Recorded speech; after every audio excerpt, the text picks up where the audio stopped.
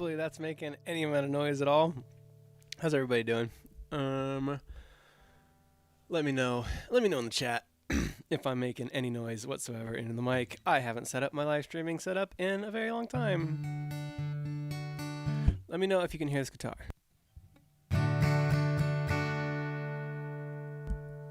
If so, everything's cool. Amazing. Cool. Hey everybody, what's up? It's Bug from Bug Hunter. I'm in a band. I used to stream a lot, and I haven't streamed in a little bit, but here I am. Ready to, speaking of, one of the things I didn't do that I normally do is I text my dad and my mom and let them know that I'm streaming because they like to know about it, and they're probably not used to it, me not being here. There we go, okay. My clock is crooked. It's true. The last time I streamed was September 25th, 2024. So it's been like 6 weeks, I think, since I streamed, but I have been busy. I was in Europe for a month between my honeymoon and the wrapping up the 2024 tour with the Narcissus Cookbook. I was gone for a long time. I was away from my home for a literal entire month, which I had a blast. It was super fun. But now I'm home, and I'm back in my studio, and I am ready to stream again until I get busy again and stop. But I'm back. I'm back with my puppy hat that Ladybug gave me. No new shirt reveals. Same old shirt. But that's fine. Got a new guitar in the back. I don't. That is the ukulele that's always been there. But I have this guitar, which is also the same guitar that it's always been. Cool. So here's how I normally format my live streams. I play a song, and then we do some cozy Q&A. So let me hop into a song. And what do y'all want to hear? Whatever y'all want, I will play something. See if y'all can come to a consensus after me being gone for a little bit. Let's see, do I have a tuner? I do have a tuner. Yeah, buddy. It's my same old rechargeable tuner that I hate so much, and I've taken 0 steps into fixing it to see if anybody was wondering if there was any character growth since the last stream. No. Cool. Person who is just typing the word divorce over and over and over into the chat. You can stop that. That doesn't mean anything to me. We got some alchemical. We got some Gulf Coast.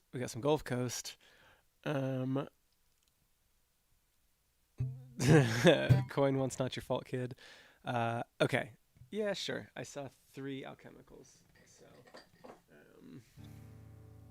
let's see if I remember how to play this song. Yeah. Okay. This is, if you didn't know, the #1 most popular song that I have written by sales. I do a thing where I do a postcard of the day. Basically, every day I'll put up another snippet of a song as a handwritten postcard, handwritten, signed, dated, and numbered. I'm on, let's see, number 809. I've been doing it for a couple of years now. And I was looking at the data today. It was like, oh, I wonder what song sells the most.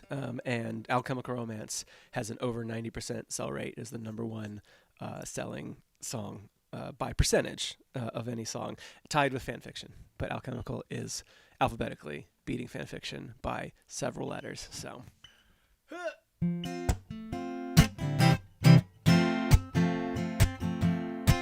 I didn't know you were a wizard, I guess that explains the hat and those silly words you whispered that have put me in a trance. I didn't believe in magic, but you cast it on me quick. You're my romantic... No, hold on. My guitar's broken. There we go. I didn't believe in magic even as a little kid, but if this isn't magic, I don't know what magic is.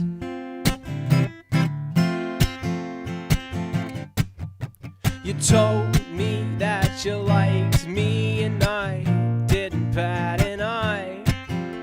You told me that you needed me and I swept it to the side. But then you told me that you loved me, now no one's as shocked as I, that it's those words in that order that's transformed this stubborn mind.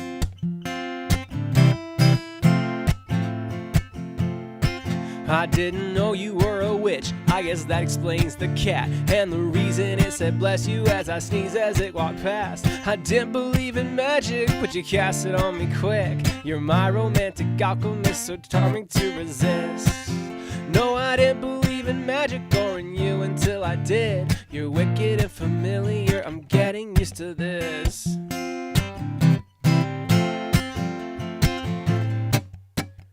Told me that you liked me and I didn't bat an eye. You told me that you needed me and I swept it to the side. But then you told me that you loved me. Now no one's as shocked as I, that it's those words in that order that's transformed this stubborn mind.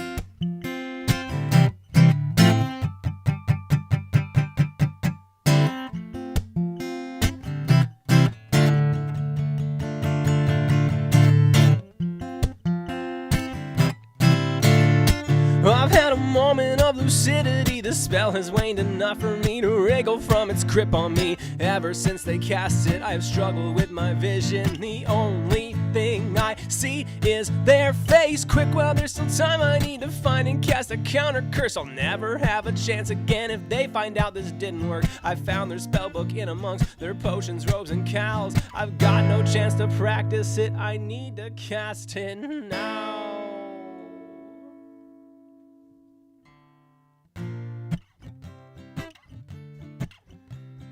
Alright, YouTube.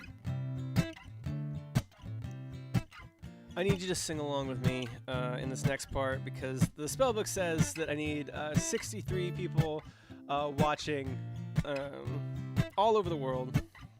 And you don't realize it, but you are all forming a pentagon across the earth. You didn't know, but it's true. I'm looking at the map right now of where everybody is, and it's a perfect pentagon, so this is great. So I need you all to chant with me. And keep singing it. Just trust me. Reason, logic, rationale, protect me from this magic spell. Reason, logic, rationale, protect me from this magic spell. Reason, logic, rationale, protect me from this magic spell. Reason, logic, rationale, protect me from this magic spell.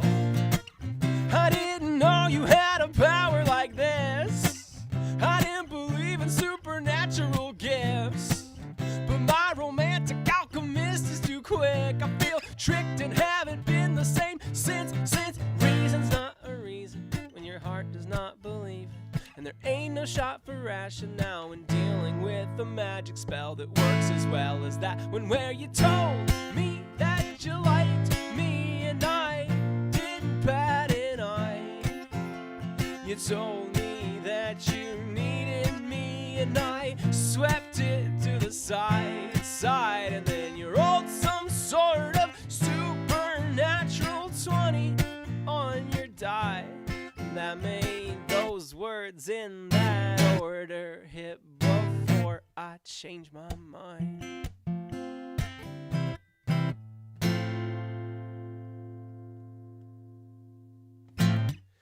Thanks, everybody. I think it worked. Who knows? Nobody will know. Nobody will ever know. Cool. Hey, I did it. What's everybody up to then, huh? Speaking of alchemical romance. Oh, Mars is here, and my dad is here. Yeah, everybody cool is here. Let me. I think I have one of these handy. You didn't know. Our very own Timesum, who Time's in the chat, right? Timesum's losing their mind in the chat. Created this little sticker here. It's let me see if I can get it closer. It's gonna be blurry. It's a supernatural 20. It's a D20. That is a sticker for Bug Hunter that we started selling on this last tour. And if you want one, it's on our website. www.bughunterbug.com. It's a good sticker, and it sold really, really well on the tour. Good job, Time. You're good at art.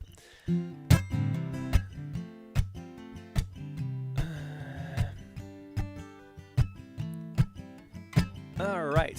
So wow, we got so many people here. I should leave for 2 months more often. I feel like the key to my success is to be around less, because every time I leave for a little bit and come back, we always just do gangbuster numbers on the people watching. So why don't we do this? Let's get the numbers down. Let's get people to leave. Let's just do some questions. Let's just hang out and see what y'all want to talk about. I'll play some more songs in a little bit, but I have stories. Obviously, I've been gone for a month. I've been gone for like 6 weeks. I went on tour. Went to the UK. Went to Europe. If anybody wants to know anything about that, happy to answer. If you have any other questions about other things, also happy to answer those too. Get the volume up a little bit. Cool. All right, let's see. Coins asked, did you have any song ideas that you came up with over the European tour that you had to desperately start writing when you got back home? I did come up with an idea that I'm very excited about. I haven't started writing it yet, but I wrote some words to it, and I really like the idea a lot. I don't have a melody or anything else, but just the idea for the song. And I was in the Edinburgh airport with Matt going through security, Matt from the Narcissus Cookbook, and I was like, what do you think about a song that's like this? And I don't think Matt was very impressed with the idea, but it's fine because I'm still going to write it anyway. And I thrive on people underestimating my bad ideas.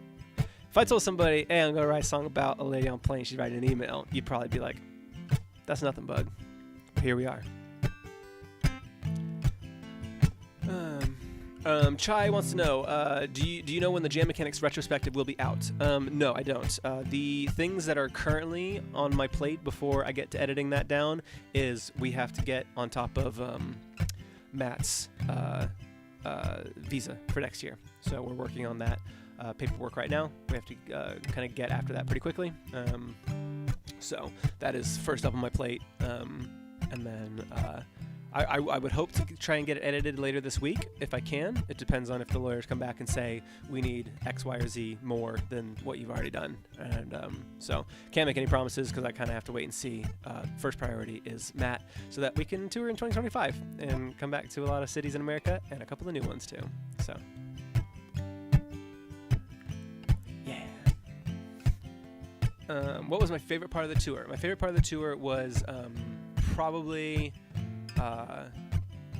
my bandmates coming out for the last 3 shows. I was able to get Kyle and Jesse over to that side of the world for London, Manchester, and Edinburgh. It's our first time doing full band Bug Hunter shows outside of America. That was really special.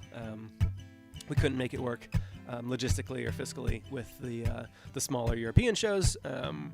But people know, came to the London, Manchester, and Edinburgh shows. They were huge shows, and so we were able to get them over, especially because not only does it cost a lot to get them over, but they only have so much time away that they can spend. Kyle's taking like vacation off work and stuff, so couldn't do the full like 2.5 weeks that we did, but was able to come out for those like 5 days, and it was a blast.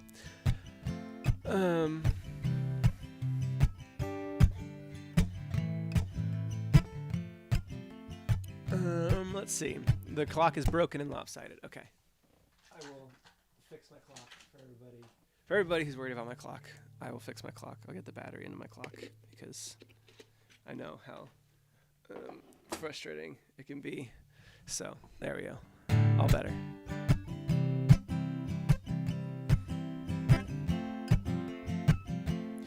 Yaman wants to know, how is Amsterdam? Amsterdam was super, super fun. It was a really tiny little show where the whole theater, it was basically like I think this theater mostly, like it originally was like a puppet show theater, and it only holds 40 people. Very, very small. And it did not technically get I thought it was going to be distinguished as the smallest show of 2024, but at the last second, Belfast, which could hold more people, just didn't sell more than 40 tickets. So we did 37 in Belfast. So that was also a more intimate show where basically Matt and I both got up, me especially. I think I did a little bit more of it, of just being like, what do y'all want to hear? Like, just tell me. Like, I didn't even write a set list down. I think I wrote Not Like That down and then Dear McCracken at the end. And I was like, all right, whatever you guys want. And so people just shouted out songs, and then I did them, and it was really fun.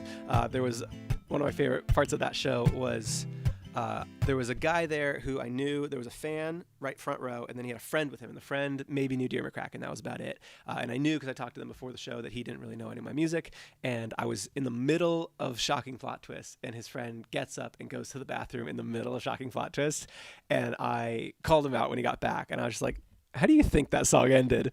Because I guess I've never watched anybody get up and leave in the middle of Shocking Plot Twist, which is the funniest possible song that you can get up and leave in the middle of. So that was fun.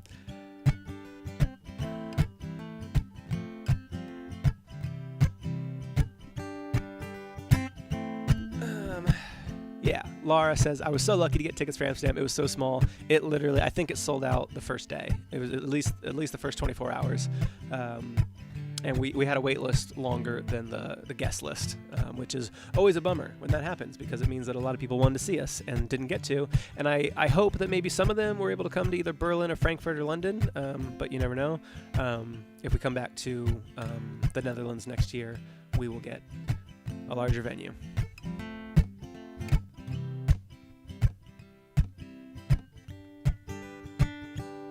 My dad says I'm awesome. I don't know what he's saying that to. Oh, how's it going, King? Got it. I thought he was just saying that. Papa Bug's like, I'm awesome time. Knacker wants to know, best place for food on the tour? It's Burgerism. It's Burgerism in Manchester. It's a heart attack in a bun. It's so good. I look forward to it every year. But we did have me and Dad on the very last day. It was after the Edinburgh show. We went to this little place in Stirling, Scotland, where Matt lives, and got some burgers there. And I was like, oh, no, hold on. The way I explained it was, it wasn't as good as Burgerism, which is in Manchester, but I was, you know, the meme with the boyfriend, and he's walking with the girlfriend, and then he's looking behind him, and he's got that little face on, and he's like, ooh, that was me with Burgerism, and then this other burger place in Scotland, where I was like, hold on a minute. But yeah, it's really good. Let me see. I keep notes of all the food that we eat. There was a place in, it was in Germany. I always want to say Frankfurt. It wasn't Frankfurt because we were playing in Frankfurt, but we weren't staying in Frankfurt. So it was a different city near Frankfurt. So I went to Rome for 3 days, and I kind of expected when I went to Rome that, you know, kind of like the Lizzie McGuire movie teaches you, when you go to Rome, like, I just expected that, like, I was going to come home and I was never going to be able to eat pasta again, like, because I was going to eat the pasta in Rome and be like, oh, I get it now. I've been eating the facade pasta.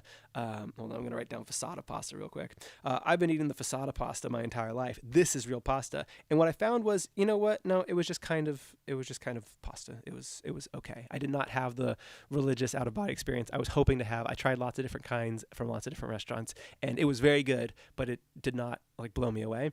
But me and my dad and Matt went to this Italian restaurant in Germany, of all places, and got a lasagna that was like one of the best lasagnas I've ever had.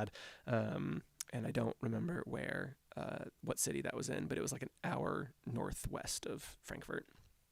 Yeah, if you ever want to know how my songwriting process works, expect to hear Facade of Pasta in a song at some point. It's going to be like 5 years from now. Like, don't get your hopes up or anything, but what did we have? That's Louisiana. Let's Belfast, Rotterdam. We went to Rotterdam in the Netherlands, and we had a very good time sampling everything from the menu from this place called. No, that can't be right. I wrote down Bromladage, but I don't think that that's correct. It was probably an autocorrect of me trying to write something in Dutch. Maybe that's what it is. Basically, we ordered one of everything and every sauce and tried everything, and it was pretty good. But honestly, the fries were the best. It was one of those places that had like a bunch of potatoes in the windows, like bags and bags and bags of potatoes in the windows of the place. It's not unsimilar to like going to a Red Lobster and like you walk in and there's like a fish tank full of lobster and you're supposed to be like, that one please, but with potatoes, where you don't get to go over and be like, I want that potato please, but it kind of gave the same vibe. So if anyone from the Netherlands can confirm whether Bromladage is a place, or whether not my autocorrect just took that and ran with it, but it was good. In Berlin, We had Burgermeister, very good.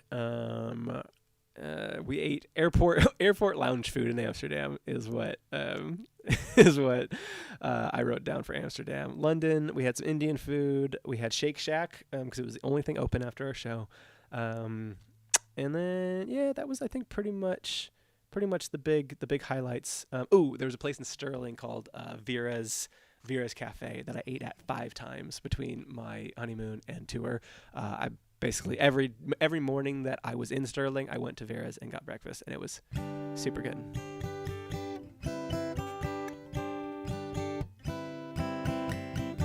Okay,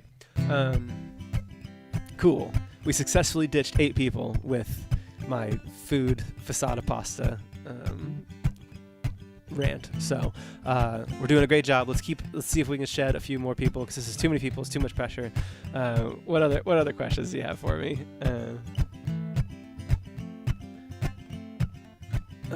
What was the hottest venue you performed in?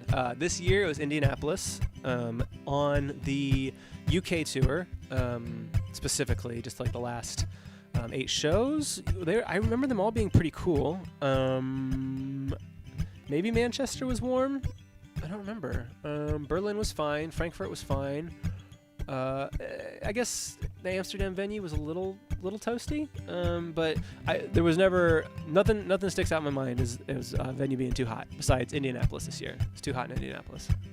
Sorry, Indianapolis, it's too hot. Nerdbird wants to know what changed your mind on live jam mechanic songs. I don't know if my mind was changed more so than just didn't want to commit to doing jam mechanic songs. Because either they're unfinished and I have other finished songs that people want to hear. Out this year I played Not Your Fault Kid a couple of times, which felt like it went pretty well. I played Loud and Clear once, I believe. I played Francesco a couple of times. The hook became kind of an every night kind of song. I don't know exactly when that happened, but it kept being so fun that we kept playing it every night. Artist for Amateurs was just about an every night song. Still never played Dissin'. Let's see if I played anything else. No, I think that might be it. Francesco, Not Your Fault, Loud and Clear, the hook. Yeah, I think that's it. I was thinking about maybe trying to play The Lighthouse, but I couldn't get it in my noggin. So, yeah.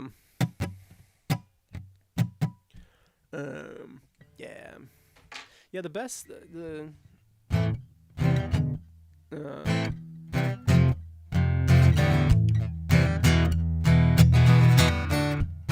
that's like the acoustic chords to Dissin'. I figured those out, but I don't really have like the song down in my head. No, it's bum, bum, bum, bum, bum, bum, bum, bum, bum, bum, bum, bum, bum, bum, bum, something like that. So I'll figure it out at some point. Yeah, I feel like I can do the bridge of it better. The Season Your Beanie bridge. That one feels a little more comfortable. It's like, to all my haters who have thrown out the shade and made a big claim, said you'd eat your hat if I made it. You took a bite of the brim and didn't like how it tasted. Should have sampled the plastic long before you berated. But hats off to your confidence. But come on, if you treat my fans like this, did you think you'd win? Rubbing salt in the wound, just admit you defeated. Or you can season your beanie, but you still gotta eat it.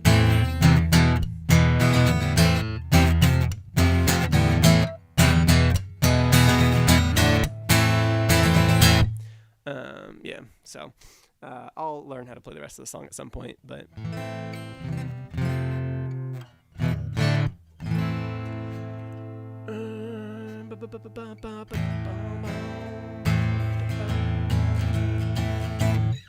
but we'll try and do a little bit more, or at least I will. I can't speak for Matt, but maybe trying to do a little bit more jam mechanic stuff next year on the 2025 tour, which we are currently booking. Things are looking pretty good there. It helps to have done a successful tour before and have venues be like, yes, come back, play here, we love you. It makes things a whole lot easier in my world because I book all the shows for us. So I've got spreadsheets on spreadsheets. Nave asked Toronto next year. We're going to try and make it happen. We are just to not get hopes too out of line for anybody in Canada, currently the only places that we are looking is Vancouver and Toronto. If we can make them happen, we will make them happen. So that is the plan as of right now. If they don't happen, just know that it was behind the scenes stuff, not from lack of wanting to do it. I will go ahead and just say Toronto and Vancouver are on our roadmap. At this moment, nothing else is in Canada, but we basically have to try some of the bigger cities first and see how they go. So.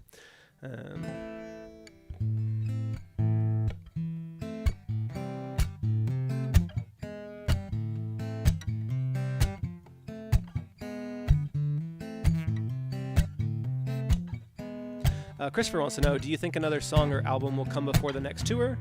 Or is this just another fun tour with the classics? Yeah, well, the big thing is that, you know, it's also in support of Matt is releasing Myth on, I think it's December 17th. Somebody correct me if that date is wrong. That's the one that I have in my head. And so it'll obviously be a tour for Matt with the new release of that new album. And then I should probably have some songs out. They might be Jam Mechanic songs, but I'm hoping to record a little bit more. Things are getting a little bit. Basically, once I lock in the tour and get Matt's visa, which should hopefully happen in the next like 3 or 4 weeks, that should open up like my entire like January through April to just work on things, because I always have to stay about 6 to 8 to 10 months ahead of everything. But once I do, then I can figure it out. So. Yeah, so the biggest new stuff will be from Matt, I think, because Matt's got the new album. I don't anticipate having a new album before April of next year, but maybe some more songs. That'd be cool.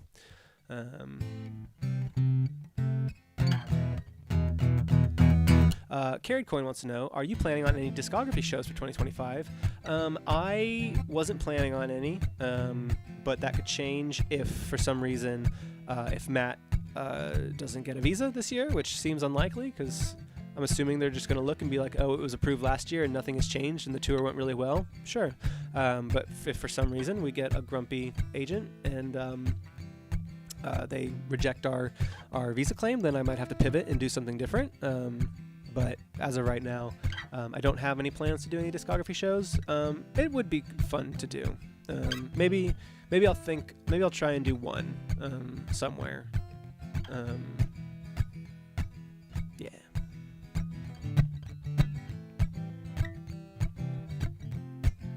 I don't know where, but maybe now you brought it up, I'll try. I'll think about maybe just specially scheduling one somewhere just to keep everything fresh.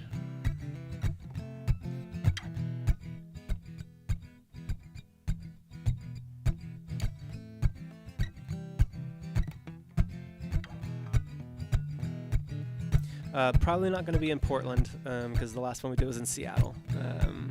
I would probably make it geographically unreachable for anybody in Seattle, because we need to give other people a chance.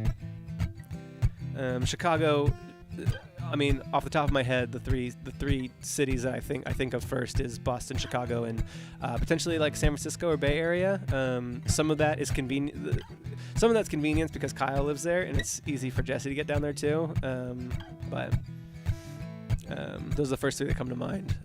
But you never know. I mean, Nashville is also in the middle of the country, and I have a home base there, so.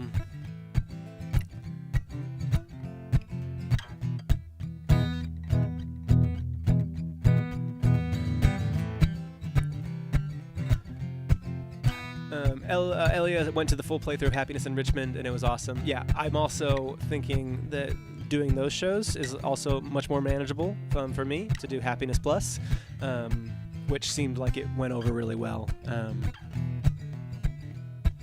actually went to that theater last night, the Comedy Sports Theater. Me and my wife went to go see the improv show last night, and it was fun to be in there because I was like, oh yeah, last time I was here, I was on the stage. Time wants to know, what's your favorite part about shows? Have more people begun to recognize you instead of thinking of as you're just some dude? No. Even people who recognize me know that I'm still just some dude. But, yeah, the recognition is getting a little bit better. People will come up to me at the merch sign and be like, hey, Bug. And I'll be like, you've been to a show before. And that's just kind of the difference, is either you've been to a show before or you haven't been to a show before. And if you've been to a show before, you know who I am. If you haven't been to a show before, you're like, this is the merch guy, which I find very fun. I love talking to people about how much they are excited to hear their favorite artist, the Narcissist Cookbook, but hopefully Bug Hunter doesn't play very long because they really don't care for their music. No, nobody's ever done that. I'm really waiting for somebody to like really insult Bug Hunter to me, thinking that they don't. They're thinking they're like, I don't know why you would insult one of the bands to the merch person anyway, because you would just kind of assume that they have some kind of vested interest in the bands. But I'm waiting for the day. Can't wait, because then I will do nothing about it and then get on stage and then just think to myself quietly, haha, they are realizing now that they made a social faux pas, and that will be all the enjoyment I need to get out of it. So, yeah.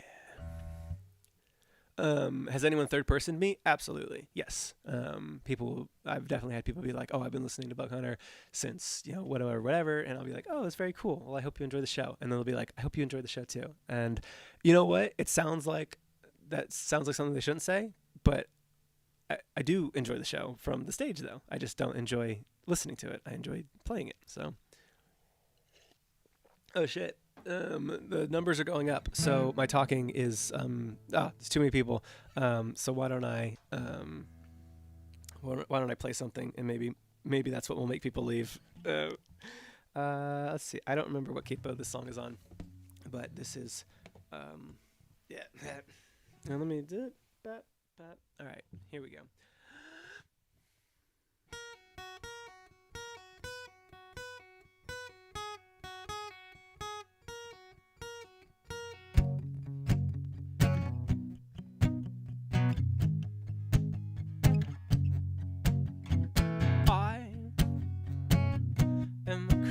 Of habit,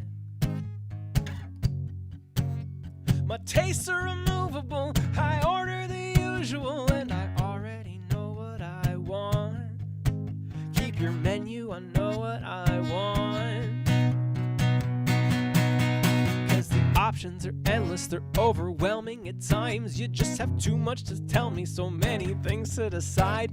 You may mock me for opting for what is already mine. What if my cookie cutter is one of a kind? I think there's too much to choose, and I've had it. Don't change me, creature of habit.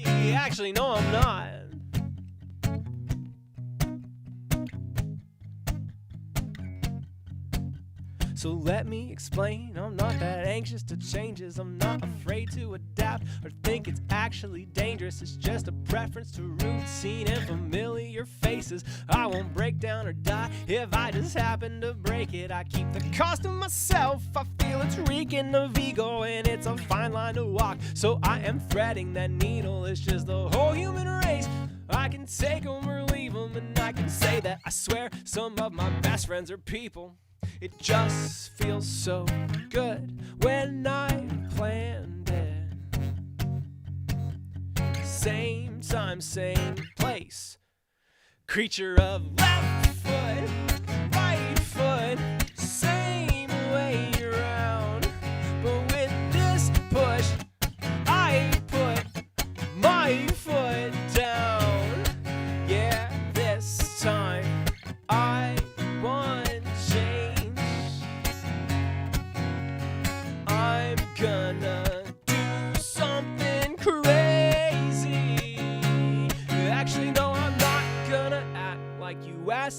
to act like a simple machine, checking task after task. I'm my own human being, and I happen to lack the need to be seen, chasing fad after fad. And I know there's a world full of wonders to see, with places to go and pancakes to eat. But I base what I know on what things bring me peace. My circadian soul likes the pace and the beat that maintains my breathing, blood flow, and sleep, but won't lift my feet or break my routine. So left foot, right foot, same way.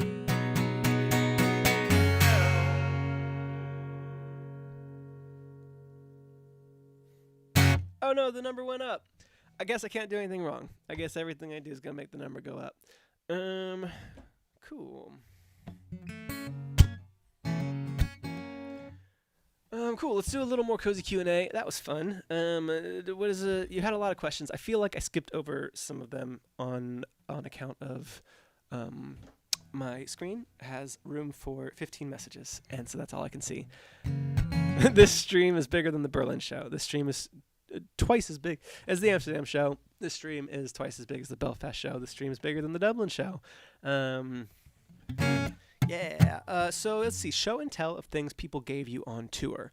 I got a couple of things on this tour. They are unfortunately not close by. Not in a way that is gonna I can show people, but because I have some shelves and they are full of other gifts that I've gotten, and I need to put up a few more. And so in the meantime, I put the gifts that I got on this tour in my closet, which is a little too far away at the moment.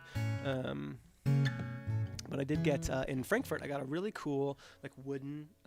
It's like a wood / like plastic bug. It was like on a square wood, like a nicely like mounted, as mounted as if it were a fish, and it was very neat. And I'm gonna want to put that up too. I've only been home for about 5 or 6 days, so and I've been busy this whole time. I haven't gotten a break yet. As soon as I got home, I needed to start on the booking and the lawyer stuff. So I've pretty much spent the entire week doing that. Time wants to know, how do you move all the gifts you get from the overseas shows back to your space? I, on this particular tour, I had a big suitcase and I had a little suitcase, and on the way over there, I put the little suitcase in the big suitcase, and I checked that, so that when I got there, I opened the big suitcase and my little suitcase was in there, and that's what I took around for my entire trip. Left the big suitcase at Matt's, so that when I got back, I had plenty of room in the big suitcase to bring things back with me. Checked in the big bag. Checked in the big bag. Checked in the big bag, yeah. Checked in the big bag, yeah. That's nothing. Don't worry about it.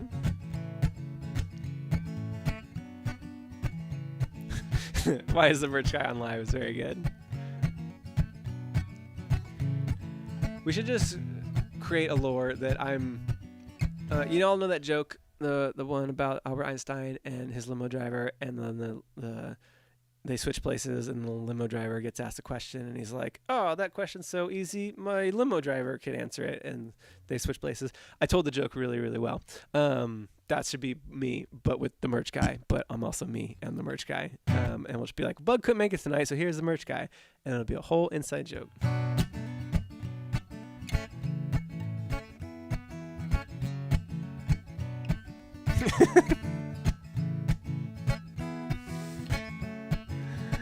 I'm so good at live streaming. I'm so good at telling jokes. Yeah, exactly. Mars, perfect reaction to whatever the hell I just said.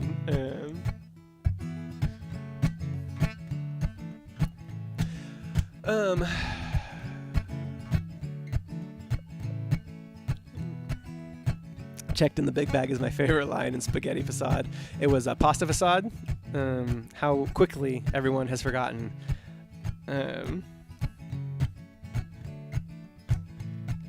Violet Blight brings up a very good point. Okay, so here's a story from tour. Me and Matt and Kyle went to Deep Blue Ink's wedding. That was kind of the tent pole of our tour, and it's kind of the thing that we were over in Europe to do to begin with, and that's why we kind of had all those shows. We were like, hey, we're going to Deep Blue Ink's wedding. while we're over here, let's play a couple shows. We went to Deep Blue Ink Wedding, and when we got there, Deep Blue Ink was there, and thank God. And we were like, we don't know anybody else here, but we only really want to be introduced to people who refer to you as Deep Blue Ink and not by your actual name, because we're going to have more in common with them. Like, we don't want to meet like your cousins. We want to meet like, I was like, who here knows you as Deep Blue Ink? That's who we want to meet. He's like, one person here refers to me as Deep Blue Ink. And he brings us over to this guy, and he didn't really know who we were, but he referred to us as YouTubers. And then I walked away, and I didn't want to talk to that guy for the rest of the night. I didn't like that. I was like, no. Some of my content might be on YouTube. We're not YouTubers. Yeah. There's just a very specific, like, I don't know. The thumbnails for these videos would have so much more thumbnail face if I was a YouTuber. I'm just a musician. I write songs, and I don't make content. If anybody thinks I make content, I'm gonna stop making content. I write songs, yeah. So, anyways, if you want to know how to legitimately, not in like a jokey kind of way, I was like actually like, I didn't really want to talk to that guy anymore. And a social thing, if you want to be like, hey, you're a YouTuber. And some of you might be thinking, oh, it's going to be really funny. When I go see Bug at a show in the future, I'll call back to this moment and be like, hey, aren't you that YouTuber?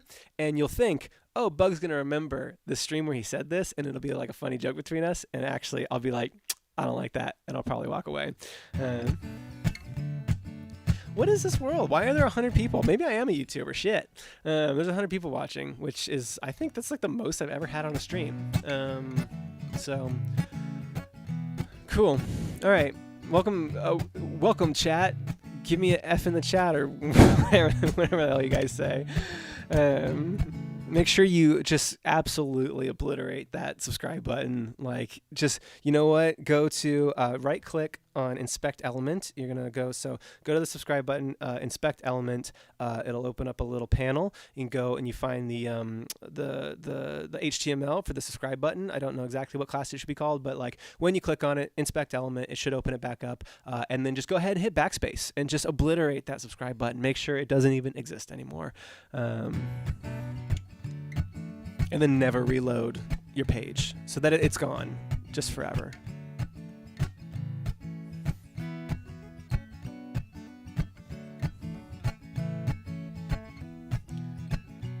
That was a good HTML joke for anybody who knows anything about it. For all 6 of you. It's a good HTML joke.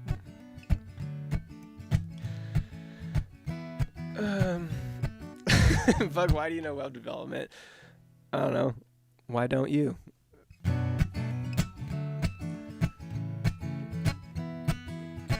I like Pakamu's reaction. I didn't get it, but I laughed.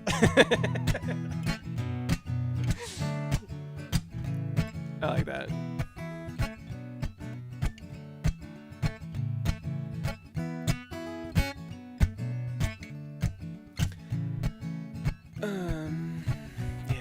Oh, cool. We're back down under 100. I can go back to being just some dude again.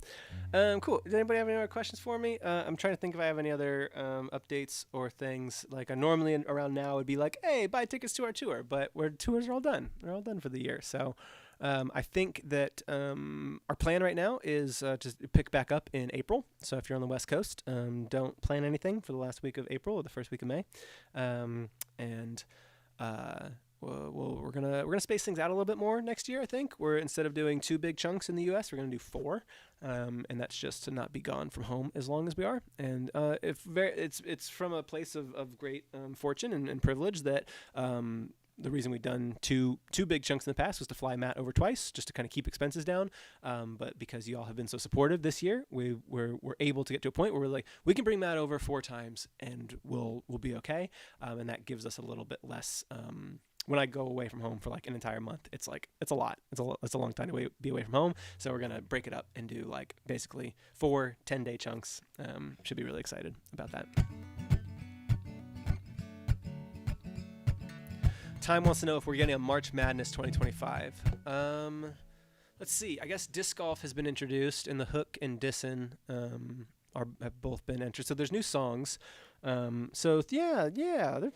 don't see a reason why we couldn't do March Madness 2025. Could be, we could I could do the Bug Hunter one, or maybe we can do like a Jam Mechanics one. In the Jam Mechanics world, I think the same people are the ones who engage with that, even though Bug Hunter has way more listeners. I think the people who actually participate in March Madness pretty much know about both of us. So Ruby wants to know, assuming you remember what I'm talking about, do you plan on playing Good to My Baked Goods? And I do know exactly what you're talking about. And you know what? So for all the meme songs that I've written in my Discord, where I just randomly will just pop in and put a song in the chat for no reason that I wrote in like 4 minutes and then recorded on my iPhone, Good to My Baked Goods was actually like pretty like catchy. I don't be surprised if I don't ever revisit that again. It's too obscure of a reference. Basically, somebody said something about they wanted to make French toast, honestly, I want to make French toast, but I read it as I want to make French toast honestly, like with like sincerity and like and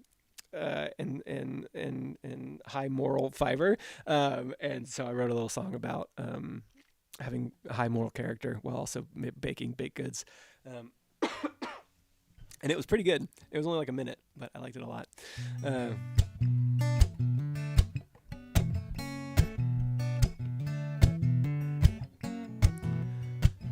Will Jam Mechanics have a resurgence in a couple months, or is it done for now? Yeah, we're actively we're taking a little break. Matt is finishing up Myth, and so Matt's finishing up Myth. I am planning 2025 tours, but that shouldn't. I mean, we know when Myth is coming out,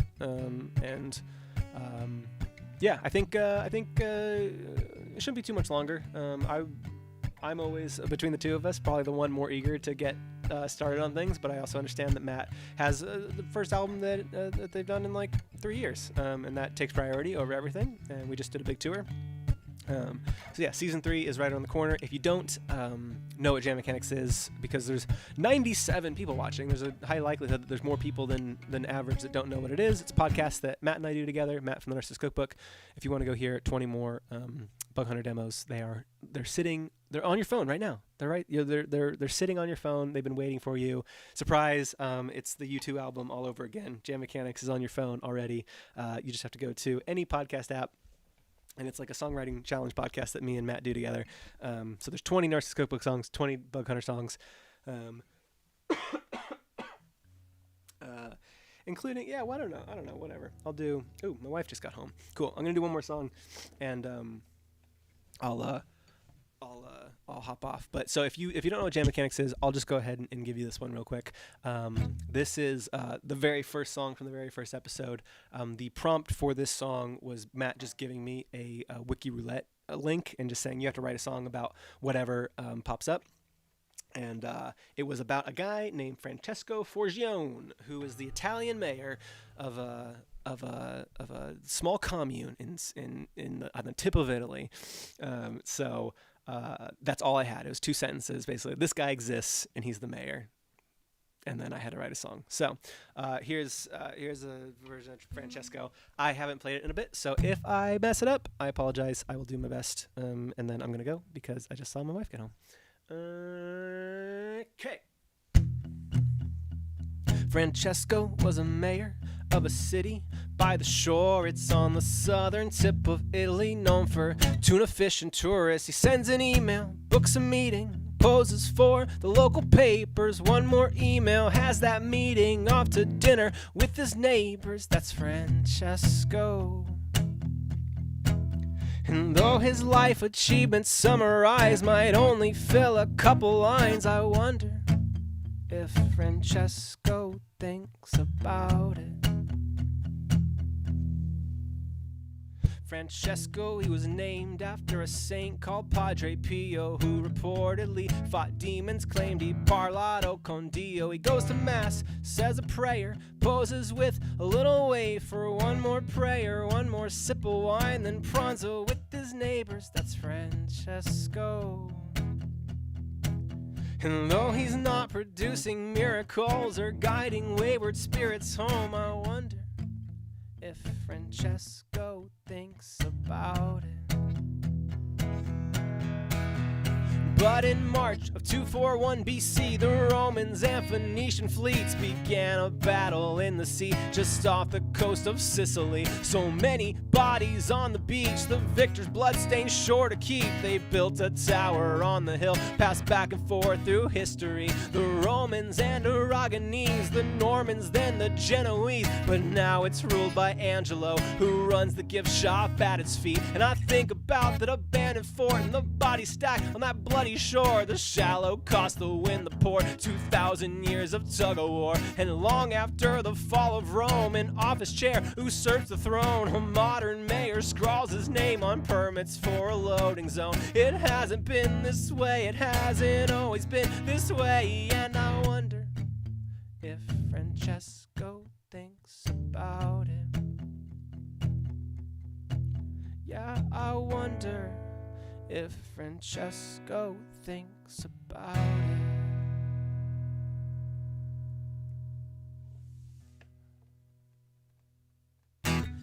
So you have any interest in a podcast where we do things like that, taking a random Wikipedia article and writing a 3-minute song about it, go check out Jam Mechanics. It's a really fun time. And you get to hear me and Matt chit-chat and get to know each other.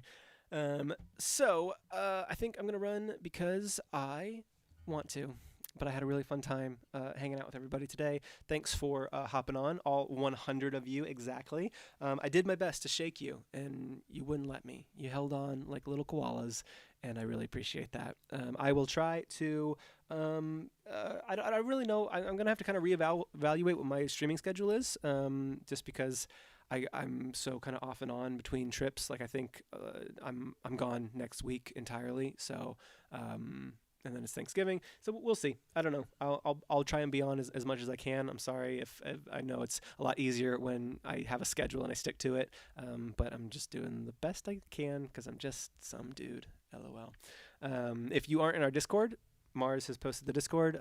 I see the island. If you want to hit that link, you can join our Discord where you can get alerts about me doing this and alerts about the tour and alerts about things. And also I just hang out there. We were having a good chat in there about the postcards of the day and which ones were selling the best. And so I kind of live in there, mostly in the music discussion rooms more than anything. But there's also a really cool community made up of the people who are in the chat right now. If you like the people and you enjoyed chatting with them, they all exist outside of YouTube too. They are not just YouTubers. They're Discorders. So cool. Wherever you are in the world, I hope that you go to bed because you're a goober.